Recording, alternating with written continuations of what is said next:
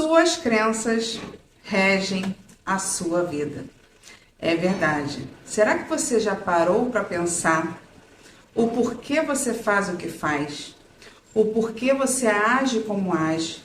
O porquê que você toma determinadas decisões na sua vida? Você já parou para pensar nisso?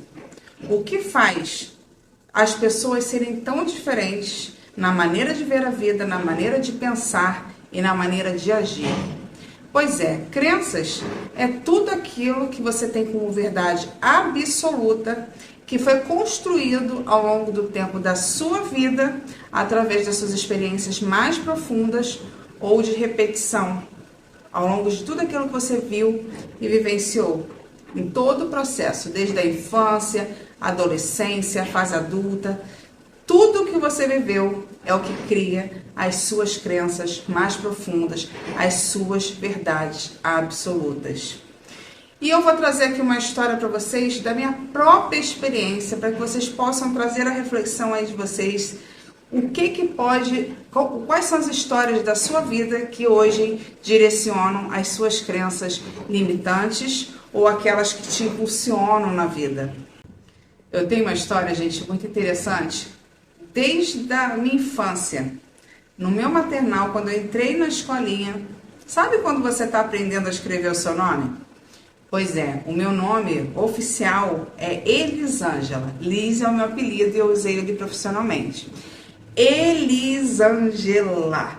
Não é um nome tão simples para uma criança escrever, desenvolver, não é verdade? Diferente de Ana, de Bruna, de Aline. Pois é, então é um nome um pouco mais complexo, né? Para uma criança. Na época eu tinha, se eu não me engano, 4 ou 5 anos. E eu estava ali aprendendo a escrever o meu nome. Eu vi que todo mundo estava terminando e eu estava ficando. Eu e um amiguinho. Esse amiguinho se chamava Wellington. Também um nome bem difícil e bem complicado de se escrever para uma criança, não é verdade? E quando eu estava fazendo ali com dificuldade meu nome, me esforçando e já vendo os outros coleguinhas terminando, infelizmente a minha professora na época não teve tato para lidar com aquela demora, para lidar com aquela dificuldade que eu estava vivenciando ali. E ela gritava comigo e me chamava de burra, o porquê que eu estava com tanta dificuldade de escrever o meu nome, e falava assim com o Wellington também. E aquilo ali me marcou tanto, eu chorava enquanto eu tentava escrever meu nome e não conseguia. Era uma dificuldade que eu estava tendo naquele momento ali e não foi tratado da forma correta, com as emoções corretas, né? A professora, ela, naquele momento, ela se estressou, porque nós estávamos passando do tempo, né, da aula, estávamos ficando, os outros coleguinhas já estavam saindo. Na verdade, eu estava atrapalhando de ela ir embora para sua casa, mas ela não teve tato. E aquilo ali mexeu por muitos e muitos anos na minha vida. Eu só fui descobrir isso depois de adulta, quando eu comecei a me aprofundar nos conhecimentos de inteligência emocional e sobre crenças limitantes. Pois é, depois desse momento, daí em diante, tudo ficou muito mais difícil e complexo para mim, pela visão que eu tinha sobre mim mesma. Aquele fato, aquela experiência, o que ela fez comigo? Ela me fez pensar, acreditar que naquele momento eu era menos capaz do que os coleguinhas, que eles eram mais inteligentes do que eu, que a minha capacidade era menor do que a deles. Então aquilo realmente foi uma experiência de alto impacto emocional que eu tive já na primeira infância e que gerou vários transtornos ao longo da minha vida. Como? Durante toda a minha fase escolar, eu sentava lá atrás, naquele grupinho lá de trás, mas não porque eu gostava da bagunça, porque dizem que quem senta lá atrás na turma é a turma da bagunça. Nem sempre, pessoal. Na verdade, eu me escondia lá atrás da turma por vergonha, timidez, por acreditar que eu era realmente inferior aos outros. Então eu não me sentia merecedora de sentar lá na frente, de me expor, de colocar minhas ideias. Então, por muitos anos, eu não tirava minhas dúvidas na escola. Eu acreditava que qualquer pergunta que eu fizesse iria ser idiota. Eu me sentia retardada em relação aos outros no aprendizado. Então, isso geralmente, ao longo do tempo, foi me retraindo realmente, foi me retraindo. Tudo que acontecia, eu levava para o lado pessoal. Se falavam alguma coisa para mim sobre conhecimento, sobre inteligência, eu tomava aquilo ali como uma ofensa, como algo direcionado à minha inteligência. E aquilo me ofendia, me machucava e reforçava aquela memória que eu tive lá no maternal sobre o eu não ser inteligente, o eu não ser intelectualmente capaz como os outros. Então isso realmente foi sendo massificado ao longo do tempo, onde eu fui me permitindo sofrer bullying na escola de diversas maneiras. Eu era uma criança magra e ao longo do tempo eu fui jogando todas as minhas emoções nos alimentos e me tornei uma criança bem gordinha. Isso me afetou ainda mais emocionalmente, me deixando ainda mais para baixo, me deixando ainda mais destacada do grupo principal, né? Onde a gente, como ser humano, a gente quer participar de grupo, né? E eu não me encaixava em nenhum. Eu realmente me sentia a par, separada. E ao longo do tempo isso foi me consumindo. Eu era uma criança que, apesar de ser feliz, porque eu sempre tive uma família maravilhosa, mas eu tinha as minhas tristezas mais profundas, que estava realmente ligada à aceitação do grupo em relação a mim, em relação a amizades, em relação a me sentir pertencente a uma comunidade que poderia desenvolver muito e eu desenvolver tão pouco. Então aquilo ali foi me afetando realmente. E como eu falei, tudo que vinha, tudo que acontecia, eu canalizava e eu direcionava para essa primeira informação. Você é burra, você é incapaz, você é incompetente, você é menos competente. Então, tudo que acontecia na minha vida, sem eu perceber, inconscientemente, eu realmente levava para esse lado.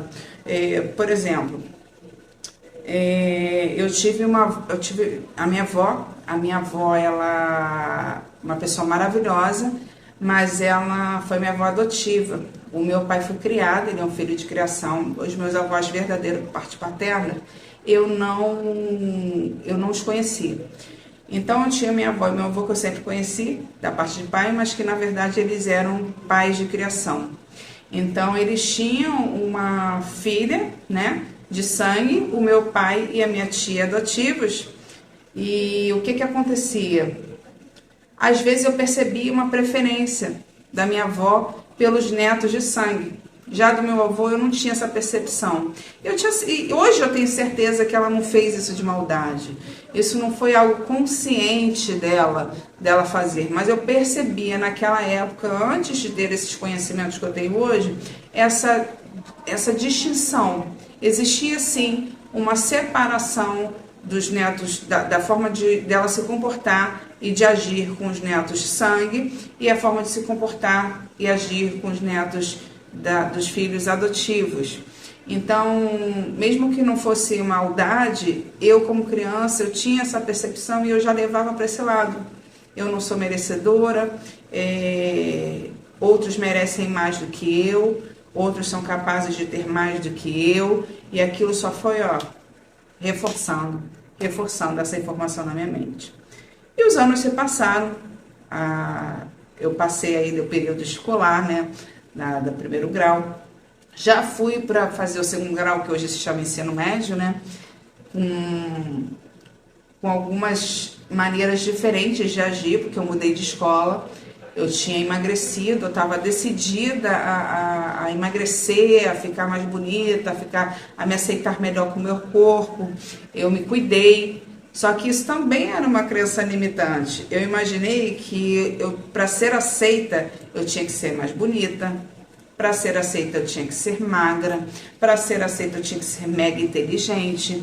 Então, quando eu mudei de escola, da fase do primeiro grau para o segundo, né, que é agora o ensino médio, eu coloquei na minha cabeça que eu tinha que ir para essa nova escola totalmente diferente, para ser aceita. Então, existem duas maneiras dessas situações da nossa vida fazerem a gente agir. Ou a gente se entrega e fica travado na vida, ou a gente tenta dar a volta por cima. Mas ainda assim, se você não entende que isso tudo é um comportamento de uma crença limitante, isso te traz sofrimento. Independente das escolhas que você vai fazer na sua vida com aquilo que está na sua mão, independente disso, se você não tem esse conhecimento, você faz aquilo ali sofrendo do mesmo jeito, tá? Então, a crença limitante, ela te leva a duas direções. Ou a você travar de vez, ou a você tomar atitudes totalmente diferentes de dar a volta por cima, porém, ainda assim, sofrendo. E foi o que aconteceu comigo. Eu lutei, eu emagreci. Naquela época, eu quis me autoafirmar sendo modelo. Eu desfilava, eu tirava fotos, eu realmente fiquei muito bonita, graças a Deus eu consegui reverter essa imagem que eu tinha da menina do patinho feio, que eu levei por muitos anos no ensino médio, né? No ensino fundamental. Aquela crise ali do patinho feio me consumia, além da questão da inteligência.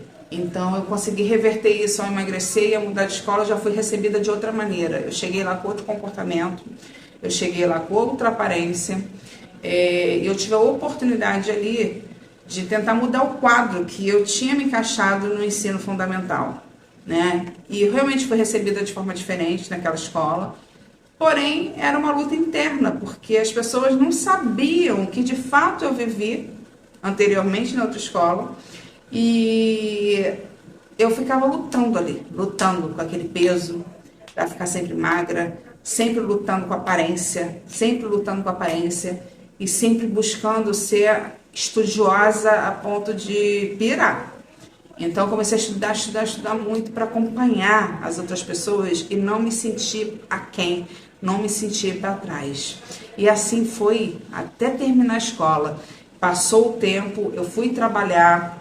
E durante as minhas profissões, durante as oportunidades de trabalho que eu tive, eu sempre me esforcei muito, eu sempre quis ser a melhor, sempre me dedicava para bater minhas metas, para conseguir conquistar, fazer a coisa acontecer. E toda vez que algum problema acontecia, era um grande baque. Vou dar um exemplo.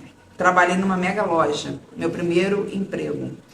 Nessa mega loja, eu não vou dizer o nome aqui, né, para não comprometer, eu tive uma supervisora que ela determinou que eu ficasse em determinado local daquela loja para cumprir a meta de fazer os cartões da loja.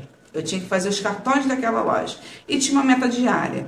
E a regra era, se você não bater a meta 2 dias, você vai ser mandado embora, vai ser dispensado. E aquilo ficou na minha cabeça como, desesperadoramente, eu tinha que bater minha meta. Eu não queria perder meu emprego, para mim perder o emprego era um fracasso.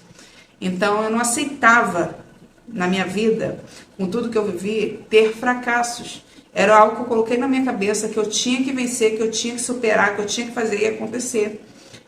É a reação que eu tive com a crença limitante que foi gerada ao longo do tempo.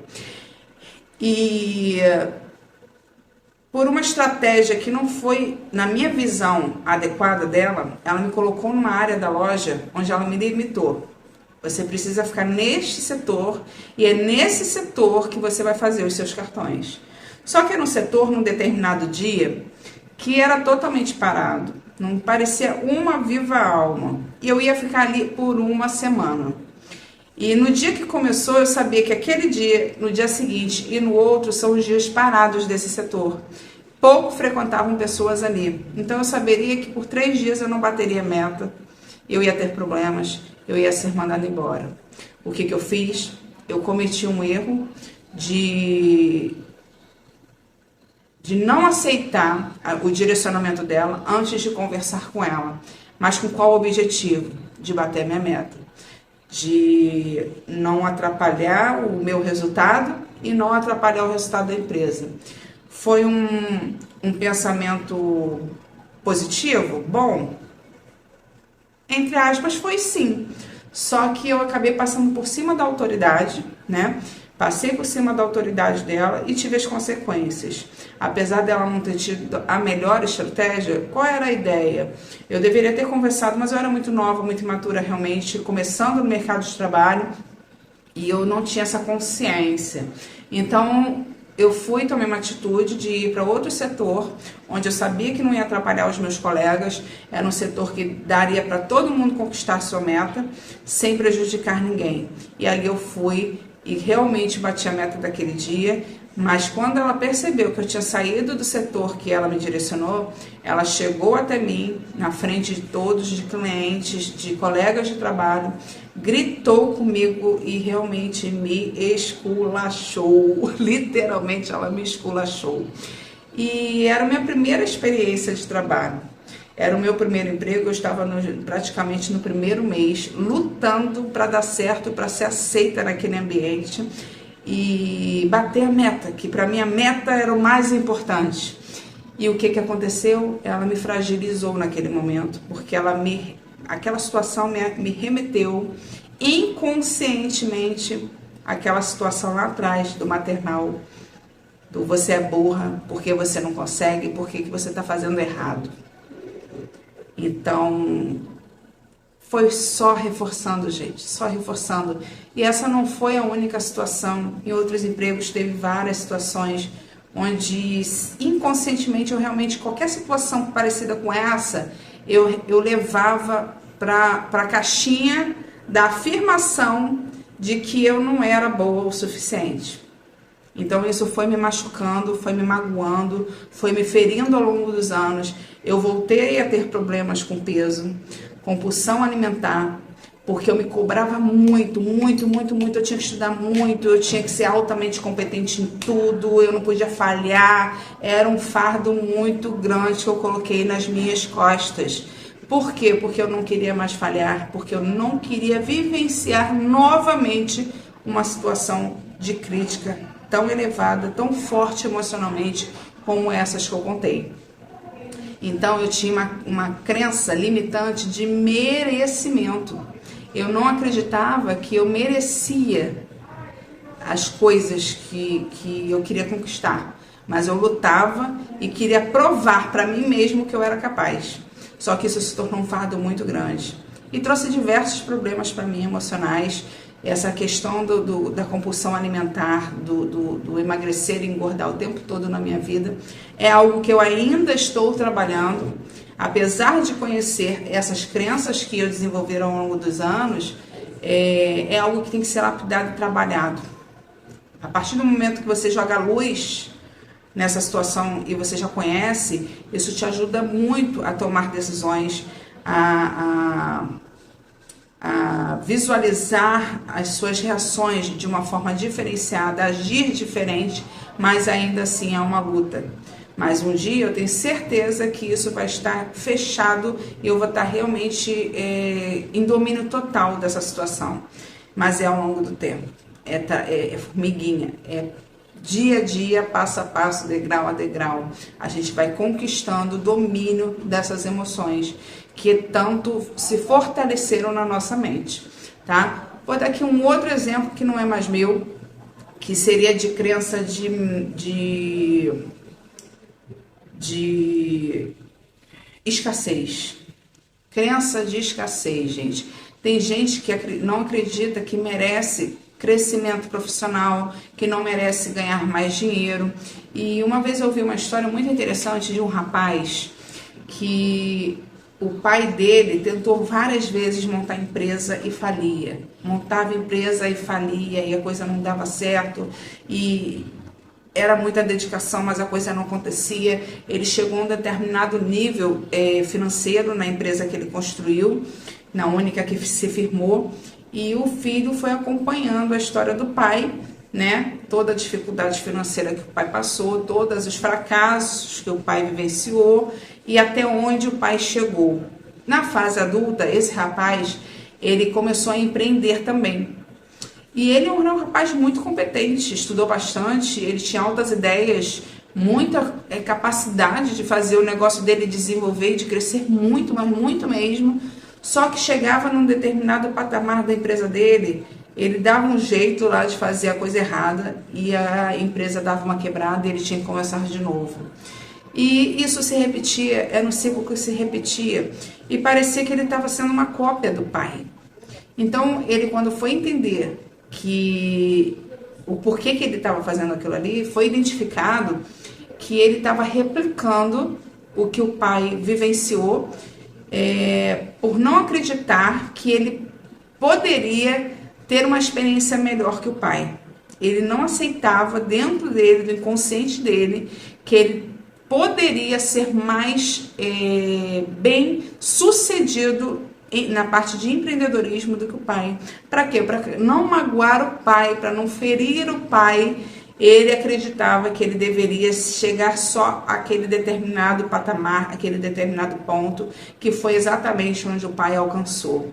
Então, depois que ele ressignificou essa questão de que isso não era um problema, de que isso não era algo que fosse afetar o pai, que isso não era humilhar o pai, a partir do momento que ele conseguiu visualizar e ver essa questão, ele realmente deslanchou. Então, ele, quando entendeu que isso não ia afetar a relação dele com o pai, que não ia ferir o pai, que não ia ser algo negativo para o pai que ele tanto amava, ele deslanchou. A coisa aconteceu e hoje ele é um mega empresário. Então, são histórias que você pode começar a analisar aí e começar a avaliar a sua vida. Começa a ver lá atrás, desde pequenininho, porque era na infância, principalmente na infância, que nós desenvolvemos as crenças que hoje nós temos. Tanto as limitantes como aquelas que nos impulsionam. Como é que elas acontecem? Através de forte impacto emocional, como esses que eu lhe contei da minha própria vida, que é aquela questão da minha professora, a experiência que eu tive no trabalho, daquela profissional que veio gritar comigo na frente da loja. Então, são experiências de forte impacto emocional que criam essas crenças, mas também existe a repetição. No caso desse rapaz que eu contei, do pai, que era empreendedor e que falia e que conseguiu chegar só até um certo nível financeiro, esse filho, ele acompanhou a história do pai e viu isso ali acontecer com frequência. O pai chegava num ponto, quebrava. Chegava no mesmo ponto, quebrava. Chegava no mesmo ponto, quebrava. A repetição de falências e de não passar de um determinado valor financeiro no empreendedorismo. Aquela repetição ao longo da vida que aquela criança viu e acompanhou das pessoas mais próximas dela, no caso dele, o pai, ele tomou aquilo ali como real, como verdade absoluta. Eu só consigo chegar até aqui. Eu vou quebrar várias vezes e eu só vou chegar até aqui. Então, são repetições. Então, tudo que nós ouvimos ao longo da vida, gente, como frases de afirmação, você é burro, você não é capaz, dinheiro não dá em árvore, você não vou comprar isso porque você não merece. Todas essas frases que nós ouvimos das pessoas que estão mais próximas, que normalmente são os pais, professores, pessoas do nosso ciclo de intimidade, sem que elas percebam, elas estão criando crenças na nossa mente. Porque aquilo ali sendo falado ali, constantemente, diariamente, está entrando aqui no seu cérebro e está crescendo raízes e se firmando. E aquilo ali, para você resolver, só você jogando luz e entendendo. Então, eu te sugiro que você já comece desde agora a se autoavaliar, a ver toda a história da tua vida, parar e pensar mesmo por tudo que você passou, que hoje está gerando a sua tristeza, as suas limitações, o que eu vou dizer, a sua falta de capacidade de mudar algo. Então, isso tudo está lá atrás. E agora você sabe. Então, você precisa ver isso, tá bem? Outra coisa muito importante que eu quero trazer aqui para vocês. Existe um eu que nós conhecemos, existe um eu que só outras pessoas conhecem, e existe um eu que nem eu e nem você, nem as outras pessoas podem observar, podem conhecer, que seria a parte oculta. Então, esse quadro que eu vou colocar agora para vocês e vou explicar, ele mostra exatamente como é que é isso. Essa, gente, é a janela de Johari, de Joseph Luft e Jarton Ingram. Eles são dois psicólogos da década de 50 e eles analisaram realmente psicologicamente as pessoas e entenderam justamente isso que eu falei para vocês. Como vocês podem ver nesse quadro aqui, ó, esse aqui é o seu eu, abaixo, e você vê nesses quadrinhos que estão de frente para o seu eu, que você consegue ter visão daquele que você é. Então, você consegue ter uma percepção dos seus comportamentos e das suas ações. E do seu lado aqui, ó, você vê que são os observadores, que são as pessoas. E que tem dois quadros aqui ao lado deles, que são os quadros que eles têm acesso. Então, quando estamos falando da visão do seu eu, tem um quadro aqui à sua esquerda que você pode ver e os observadores também podem ver. Já do seu lado direito aqui, ó, só você tem acesso a esse conhecimento. As pessoas de fora não têm noção desse seu comportamento, dessa sua maneira de ver o mundo, dessa sua maneira de pensar. Essa é a sua visão do seu eu. Agora vamos avaliar aqui a visão dos observadores, que é essa daqui, ó. Olha como é que é a visão dos observadores sobre o seu eu. Esse quadro aqui abaixo, tanto você quanto os observadores podem entender sobre você, estão vendo sobre você, o seu comportamento, suas ações. Já esse acima aqui, os observadores podem ver e você não tem essa percepção, gente. Vocês não têm essa percepção dessa parte sua, do seu comportamento. Lembra quando em algum momento as pessoas falam, você é assim, assim, assado? Poxa, você não tem esse cuidado, essa atenção, o que seja. Tudo que as pessoas falam repetidamente sobre você que você não entende. Não é possível, eu não sou assim. Isso está errado, as pessoas estão erradas. Então, isso daqui é justamente essa parte do quadro do seu eu que você não é capaz de ver, mas que as outras pessoas, sim, elas conseguem observar em você. Tá? Então, isso aqui é algo que você precisa começar a prestar atenção também. Tudo que as pessoas falam para você com frequência, não foi só uma pessoa. Tem 2, 3, 4, 5, muitas pessoas falam para você com frequência. Você tem que parar e se autoanalisar. Poxa, se tem muitas pessoas falando para mim sobre isso daqui, eu tenho que começar a ver se realmente isso está dentro do meu comportamento. E se eu devo ou não mudar, se eu posso ou não melhorar. Então, o autoconhecimento é você começar a observar essas coisas. Sabendo disso, você vai começar a pensar melhor agora sobre o que as pessoas falam para você.